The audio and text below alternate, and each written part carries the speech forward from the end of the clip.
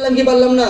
তুমি যখন জানো হবে না, আমি যেমন বুঝে গেছিলাম হবে না, রেলের এক্সাম দেওয়ার পর তারপর আমি যখন ডিফেন্সও ট্রাই করি, ডিফেন্সের জন্য প্রিপারেশন নিই, সেখানেও যখন আমি রিজেকশন হই, ক্লিয়ার করতে পারলাম, আমি বুঝে গেছিলাম এত ট্রাই করে টাইম নষ্ট করে লাভ নেই, আমাকে কিছু একটা করতে হবে। বিশাল ইচ্ছা ছিল কিছু করতে হবে। ক্লাস 9 থেকে আমি যখন আমার ভেতরে আমার মধ্যে কিছু থাক না থাকে, অনেক কম টাইমে আমার মধ্যে ম্যাচুরিটি জিনিসটা এসছে। ম্যাচুরিটি, বাবাকে দেখতাম অনেক কষ্ট করে, তাই ক্লাস 9 থেকে আমি পড়াশোনার সাথে সাথে কিছু না কিছু কাজ করতাম। কিন্তু যখন আমি কলেজে পড়াশোনা করি তখন পুরোপুরি মাইন্ডসেট আইটিআই দেওয়ার পর আমাকে কিছু করতে হবে। বাইরের মার্কেটটা যখন বুঝে গেলাম যে হবে না, প্রচুর কম্পিটিশন, তখন আমি সবসময় ভাবছিলাম কিছু একটা অপশন যেন ভগবান আমাকে দেয়, কিছু একটা ভালো কিছু। বুঝতে পারলাম? আর আজকের দিনে দাঁড়িয়ে সত্যি সত্যি কপালে স্মার্ট ভ্যালু ছিল। বলে না আজকের দিনে ভগবান কাউকে ডিরেক্ট এসে হেল্প করে না, করে? এটা তো কলিযুগ, এখানে ভগবানকে দেখা যায় না। Yes or no? ভগবান ডিরেক্ট কাউকে হেল্প করে না, কোনো না কোনো মাধ্যমে আসে, কোনো না কোনো মানুষের মাধ্যমে আসে।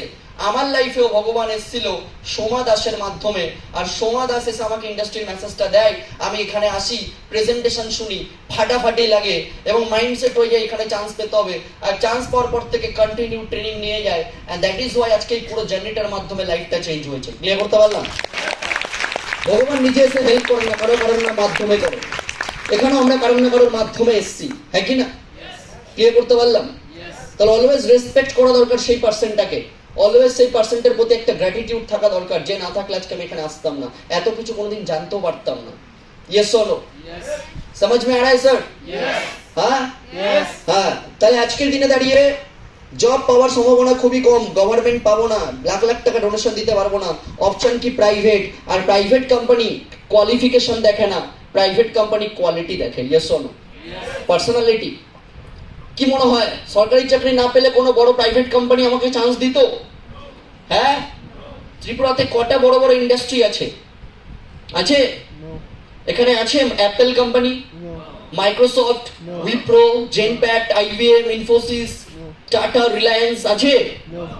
হ্যাঁ, ছোট্ট একটা রাজ্য। Yes or no? বুঝতে পারলাম?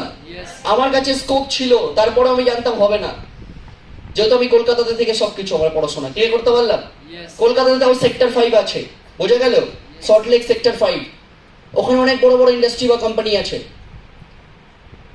আমরা অনেকে মনে করি না গভর্নমেন্ট না পেলে প্রাইভেটে করে নেবো, অনেক অনেক স্কোপ আছে, মার্কেটে অনেক কাজ আছে। ভাবনাতে সহজ মনে হয়, অত সহজ না। ক্লিয়ার করতে পারলাম? যে কোনো বড় বড় ইন্ডাস্ট্রি, যে কোনো বড় বড় কোম্পানিতে যাবে, সবার আগে তোমার কোয়ালিফিকেশনের, মাধ্যমিকের রেজাল্ট, সার্টিফিকেট এসব দেখবে না। Yes or no? সবার আগে দেখবে তোমার পার্সোনালিটি কেমন। বুঝতে পারলাম? বুঝতে পারলাম? তোমার বডি ল্যাঙ্গুয়েজ কেমন, তোমার ড্রেস কোড কেমন, তোমার হেয়ার স্টাইল থেকে শুরু করে তোমার সবকিছু দেখবে আগে পুঙ্খানুপুঙ্খ ভাবে। বুঝতে পারলাম? বাইরের মার্কেটে আগে কি দেখে জানো? প্রাইভেট কোম্পানির রুলস হচ্ছে পহলে দর্শনদারি ফির গুণ বিচারি। বুঝতে পারলাম? হ্যাঁ। তারপরে দেখবে তোমার কমিউনিকেশন স্কিল কতটা বেটার, 2-4টে কোশ্চেন করবে, বুঝে যাবে তোমার মধ্যে কি কোয়ালিটি আছে। Yes or no? আর 2-4টে কোশ্চেন করে বুঝে যাবে তোমাকে নেবে কি নেবে না। ক্লিয়ার করতে পারলাম? ট্যালেন্ট ছাড়া হয় না। বুঝতে পারছি কি পাচ্ছি না? কোয়ালিটি ছাড়া অত সহজ না নিজের জায়গা তৈরি করা বাইরের মার্কেটে। তুমি অবশ্যই পেতে পারো প্রাইভেট কোম্পানিতে যে কোনো লেবার পোস্ট ওরিয়েন্টেড কাজ, যেমন শপিং মলের কাজ, হ্যাঁ কি না? সিকিউরিটি গার্ডের কাজ। ক্লিয়ার করতে পারলাম? এ তো অ্যাভেলেবেল মানুষ জব পেতে পারে। কিন্তু কোনো কোম্পানির এইচআর, কোনো কোম্পানির টিএল, কোনো কোম্পানির সিইও, কোনো কোম্পানির এমডি হতে পারতাম? পারতাম স্যার? কোনো কোম্পানি আমাদেরকে এই পজিশনটা দিত কখনো? কখনোই দিত না। তাহলে ভালো করে বুঝবে অ্যাকচুয়ালি আমাদের অকাত কি ছিল, অ্যাকচুয়ালি আমাদের অকাত কি আছে বাইরে মার্কেটে নিজের ক্যারিয়ার বানানোর জন্য। আমাদের অকাত অনুযায়ী কোনো অপশনই নেই আমাদের কাছে। Yes or no? সাধারণ ঘর থেকে উঠে এসেছি, আমি তো পুরো গ্রাম থেকে উঠে এসেছি। আজকে আমাকে দেখে তোমাদের মনে হতে পারে স্যার হয়তো অনেক বড় লোক ফ্যামিলির ছেলে। নো। ক্লিয়ার করতে পারলাম? প্রত্যন্ত গ্রাম থেকেই উঠে এসেছি। আমার বাবা একজন ফার্মার। ক্লিয়ার করতে পারলাম? এক ভাই এক বোন, একদম নর্মাল, ড্রেস কোড পড়তে জানতাম না। ক্লিয়ার করতে পারলাম? কমিউনিকেশন স্কিল বলে কিছু ছিল না, দুটো মানুষের সামনে দাঁড়িয়ে কথা বলতে ভয় পেতাম। আর আজকে এত মানুষের সামনে কথা বলছি, এটাই হচ্ছে চেঞ্জেস। বুঝতে পারলাম? এটাই চেঞ্জেস। তার মানে ইন্ডাস্ট্রি পাওয়ার আছে, আছে কি নেই? যে ছেলেটা কথা বলতে পারতো না 10টা মানুষের সামনে, আজকে এত মানুষের সামনে কথা বলছে, আজকে ড্রেস কোড পড়তে শিখে গেছে, আজকে formal dress code, branded dress code পড়তে জানি। Yes or no? আজকে দিনে দাঁড়িয়ে লাইফ চেঞ্জ হয়, কিন্তু লাইফটা টোটালি চেঞ্জ করার আগে তোমাকে এই জব মেন্টালিটি থেকে বেরিয়ে তোমাকে বিজনেস মেন্টালিটি তৈরি করতে হবে। ক্লিয়ার? এটা ছাড়তে হবে, এই মেন্টালিটি থেকে তোমাকে বেরোতে হবে।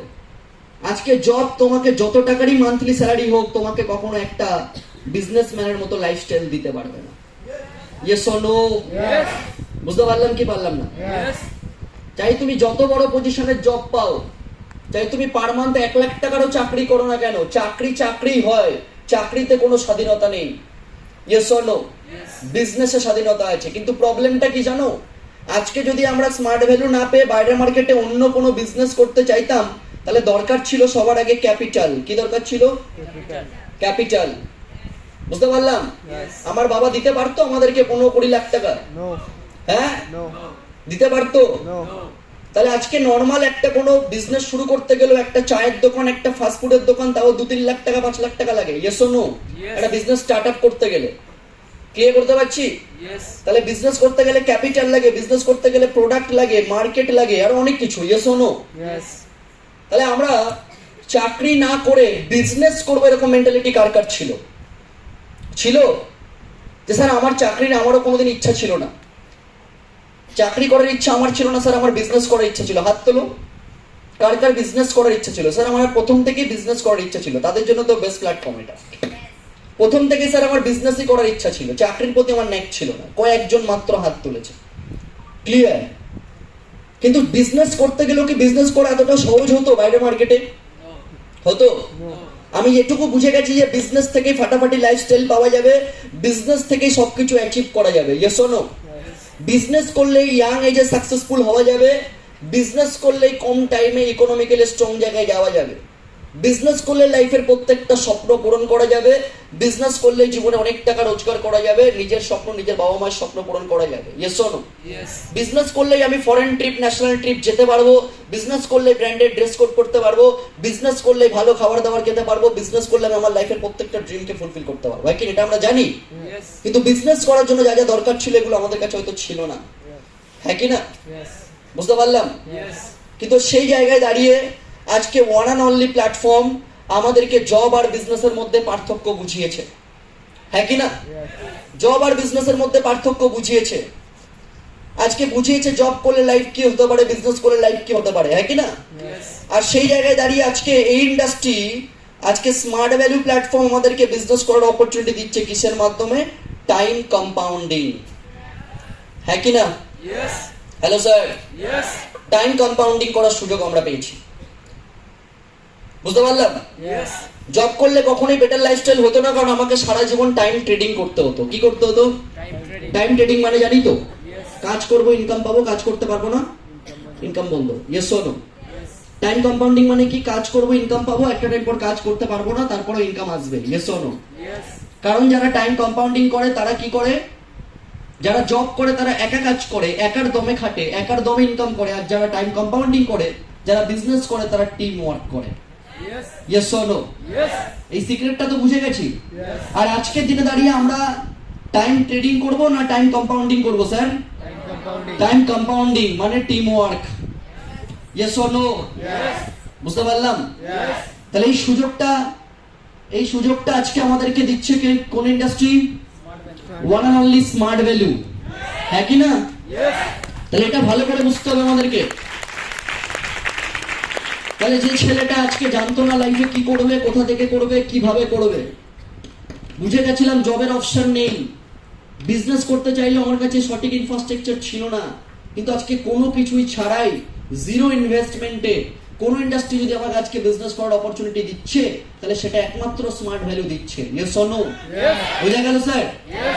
এবার তোমাকে ভালো করে বুঝতে হবে স্মার্ট ভ্যালু কি, স্মার্ট ভ্যালুর ব্যাকগ্রাউন্ড কি, স্মার্ট ভ্যালু কি কনসেপ্ট নিয়ে কাজ করছে। টাইম শর্ট, খুব শর্ট টাইমে কিছু জিনিস ডিসকাস করবো। রেডি সবাই? আচ্ছা, আমার কথাগুলো কি মাথায় ঢুকছে না উপর দিয়ে চলে যাচ্ছে সব? বুঝতে পারছি?